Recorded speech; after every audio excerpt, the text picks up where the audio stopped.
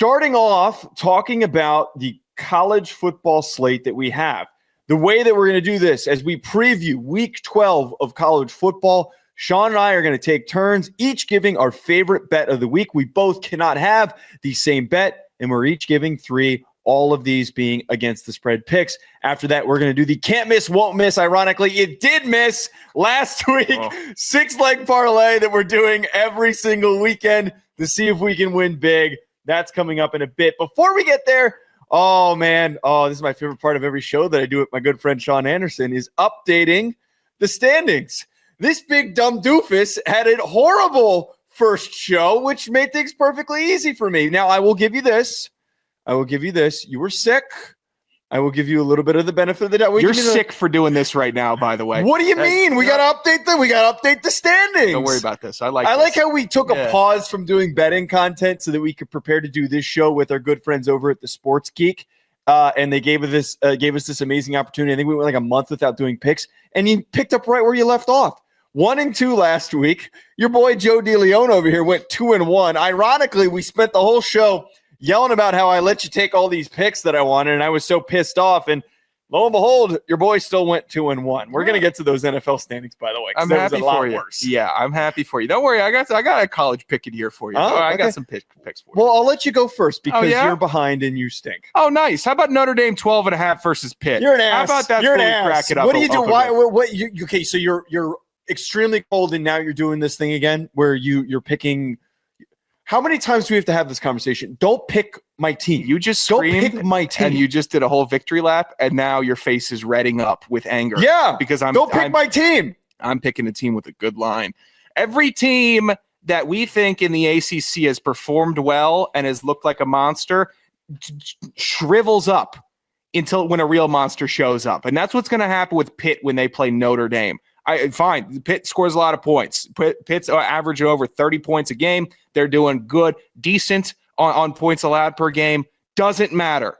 They're an ACC scumbag team, and that's what ACC teams are this year, because as soon as you think that they're doing good, they're going to load up the back of their pants when they see a real squad. And that's what Notre Dame is. 12.5, feed it to me. Yeah. How about the picks, huh? You like talking about the pick standings and Sean's at 1-2? Yeah. Here's a winner for you. You're arrogant. Here's a winner. The hubris of this man. Sean, I did my preview today. So for those that are new to the show, I cover college football. I do a college football show. We were told that we need to give this context for those that are also told to change the name of the lay. Wait, what? The six boy. Let's just call it the Beefer. Can we do that? Wait, were we told that we need to change it? Yeah, it's not one necessarily of the pieces of feedback. Yeah. I cover college football. I forgot that was one of them. I cover college football on my college football podcast, the Ruffino and Joe Show, and I also do Notre Dame coverage for Bleacher Report. And in my preview that I did for the game today, I brought up how Notre Dame historically has always played Pitt close, especially in years when there is a playoff berth on the line. Now, I'm not implying that Notre Dame loses, but back in 2018, I think the score was 19-14.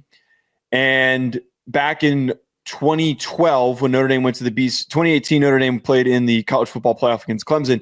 2012 was the BCS National Championship game where they got demolished by Alabama. That was a triple overtime game where Notre Dame won 29-26. I remember that game very vividly, hence why I'm bringing this up. That line's too big to touch, dude. That line is too big to touch. I think they could win 29-6.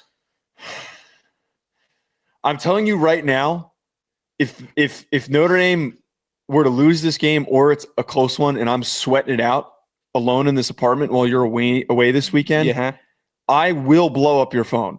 I will be calling you. I will be shouting at you. Good. You're a bad friend. You're a really bad friend for doing this to me. You don't know how bad of a friend I am yet. Wait till we get to the parlay, brother. Make sure you put your pick in here, by the way. My first... What is that threat that you just made to me? Don't worry about it. My first pick that I want this weekend, give me NC State plus 15.5 against Miami. This line is far too big to touch. It is way, way, way too big for Miami to be able to cover this spread.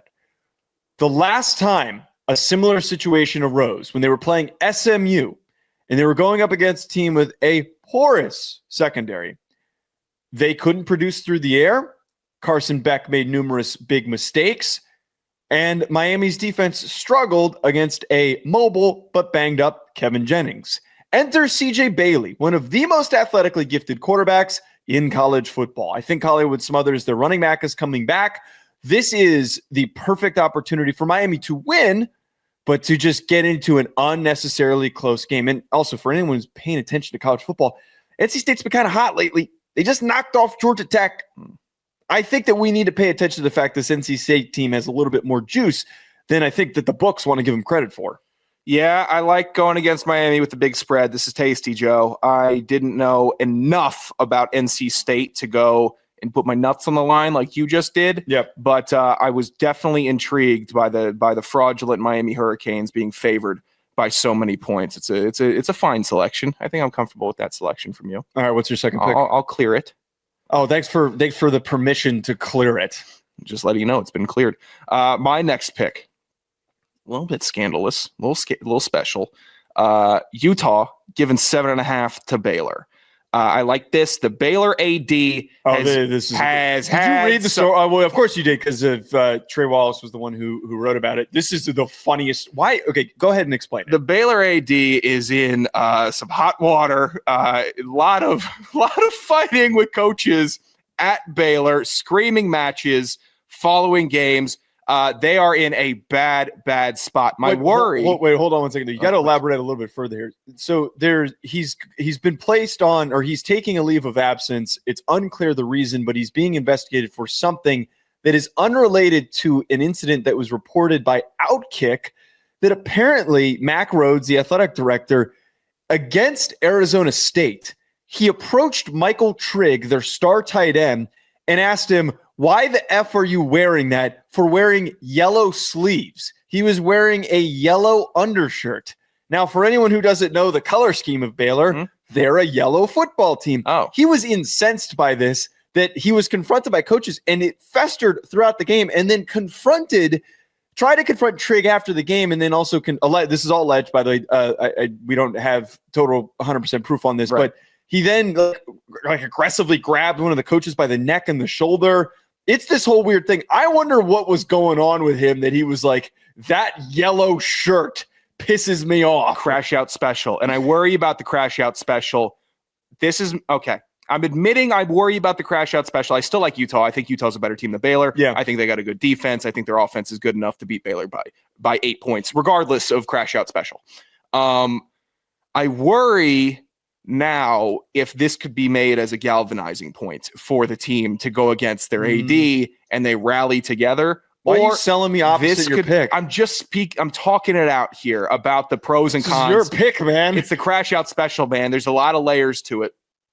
And we've been in locker rooms and we've known what it feels like to not like one person as a team or not like multiple people as a team, depending on what they did. I don't think that Baylor is a good enough team to really galvanize and say, okay, let's stick it to our AD, our crazed AD, alleged crazed AD. But I still think Utah gets it done. This is just another little layer that I've been enjoying tracking from them. I don't mind the pick. I think that the logic is interesting. I will allow it to go through. Uh-huh. I'm going to take for my second pick, Texas plus 6.5 against Georgia. This line's been moving. This line moved up to 6.5. It was much closer in Texas's favor, and I think a lot of people are grabbing the action in favor of Georgia, maybe just because they're at home. Sean, very simply put here, there is something that I think a lot of people are foregoing in this matchup. Georgia's pass rush is non-existent. They had 8 sacks going into the game against Mississippi State, who has an atrocious offensive line. They now have 11 sacks on the year.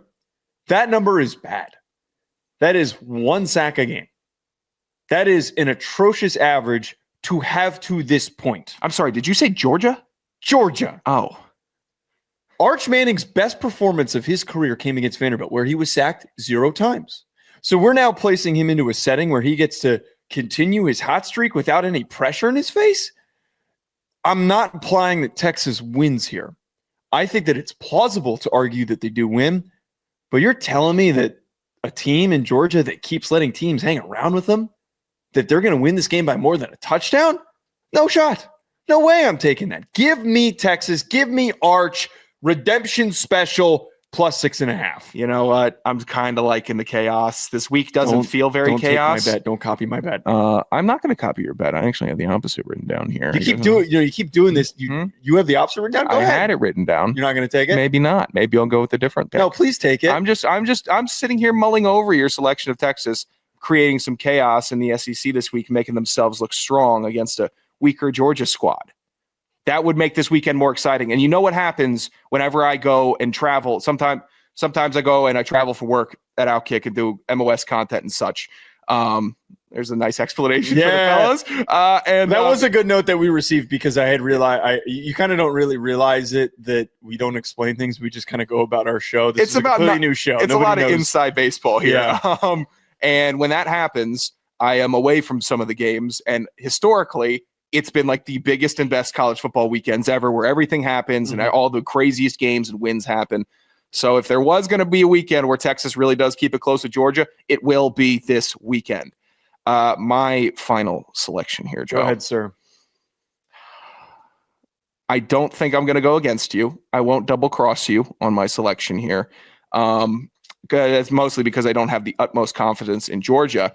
I do have a confidence in a team out west that's playing another team out west that has a ridiculous blue field. You made this mistake already before committing to a team out west, but go ahead. San Diego State giving 2.5 versus Boise State. Now, let me find a person. How much San Diego State have you watched? Yeah, I know that San Diego State has been an absolute wagon. They are 6-1 this year as a favorite. They are 3-1 as away favorites as well. They're playing at Boise. San Diego State is a good team. It's enough buzz around this Aztec squad for it to get to me. And that's how I know that they're legit. Find me someone that's going to defend that Boise quarterback. Do you want to do that? You want to step up to the podium, defend Maddox Madsen? No, absolutely not. Anybody in the back want to step up, please? Open mic? No? Okay. That's because he's a cornball quarterback, and he's not going to be able to beat San Diego State. Oh, come on. It's 2.5 points also. Material. I'm going with a nice, small, reserved line, which I typically don't do for a squad that's really playing hard. So I'm believing in them. All right, I am going to take for my last one. I don't really have a lot of context for that because I haven't watched much San Diego State, but that's really good insight on how they have prepared or performed rather in games as a favorite. I didn't have that context. Last one that I really like here. This is FCS deep pull going on right now. Kentucky minus 21.5 against Tennessee Tech. A lot of layers to this. Sean and I, former FCS football players, we do an FCS football podcast together. So we have been tracking and following Tennessee Tech this entire season. They are a top 5 FCS football program this season. They are undefeated. Mm-hmm. This Kentucky team has been hot lately. They have shockingly performed well, taking it to Florida last week. Sean, if I have an opportunity for an SEC program with a 3-score line like this to capitalize on it, they're going to put Tennessee Tech into the ground. As an individual who has actually tracked and kept up with this Tennessee Tech team, Kakoa Vesperis, great quarterback for this Tennessee Tech team, but none of you thought I was going to know a player on that team. I can't. I do not have faith that they're going to be able to cover that line. I get a little steamed for Bobby Wilder getting a chance to knock off an FBS squad after being formerly in the FBS with ODU. This is not the FBS versus FCS I would go with, but okay, let's get real. There's not a ton of premier NFL talent in Cookeville, Tennessee, and that means that Kentucky is likely going to blow them out. And no matter how much I think that Tennessee Tech has a great offense and a great squad, I know that when I look up on Saturday and I'm doing my notes, it's going to be like Kentucky 42, Tennessee Tech 3. And that's what we're looking at. It's going to be a fine bet. It's a safe bet. I'm glad you found a line on that. I was scanning this one. I didn't find a line on it. Yeah. Oh, so were you thinking of taking it? The other way around, maybe. But you were thinking a Tennessee Tech cover? Yeah, I just kind of wanted to see what it was. 21.5. This is why I'm shocked. Kind of respectable to Tennessee Tech. I know the line is disturbingly close for an FCS FBS matchup, and I think that there's a little bit of disrespect being dished. Plus, this is one of the things that I always say: the FCS lines are always often incorrect. The books don't effectively know how to place lines on these FCS games because there's just not enough people that are paying close enough attention to programs this small.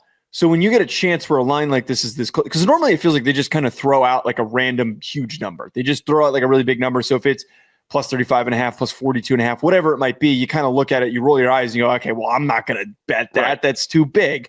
There's just too much margin for error. But when we're in a 21-ish range, if it's around 20 points, I'm absolutely going to grab that because there's a much smaller margin for error, and this Kentucky team has been doing really well. Are you going to be sitting here on this couch sweating out Kentucky in the fourth quarter, wondering why they're still running the ball? Is that what we're going to be Probably. Yeah. Probably, knowing me. All right. The 6-leg probably will miss parlay. Oh, okay. That works. Starts. I'm going to start us off here with my first leg. I'm going to add into the parlay. Let me open my betting app, by the way. USC money line at minus 255 odds versus Iowa. That is the first bet that I'm going to take. Okay. All right. That's I'm adding to our parlay. So actually, let me clarify really quickly. We build a parlay together. You at home are more than welcome to participate in building our very exciting, fun parlay. If you have a leg that you want to add to it, feel free to. This is just all for fun. This is just to kind of put down $3 and see how much we can make. All right, what do you got? I don't know if I want to dog you with this pick yet. That's tough. I had Iowa plus 6.5 versus USC. Did you? Yeah, because it's going to be in the rain, and it's going to be it's California rain. Oh, it's going to be it's trust me. I did a spot on Fox Weather today, and the risk of weather impact was maxed out, like a 10 out of 10. It's going to be storming in California.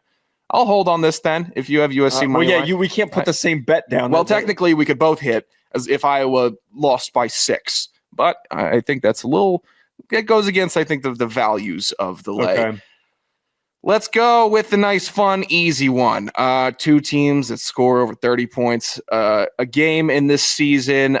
Really good play from the offenses in this one. We're going with a nice cheeky over at minus 110. Over 53.5 in Notre Dame Pitt.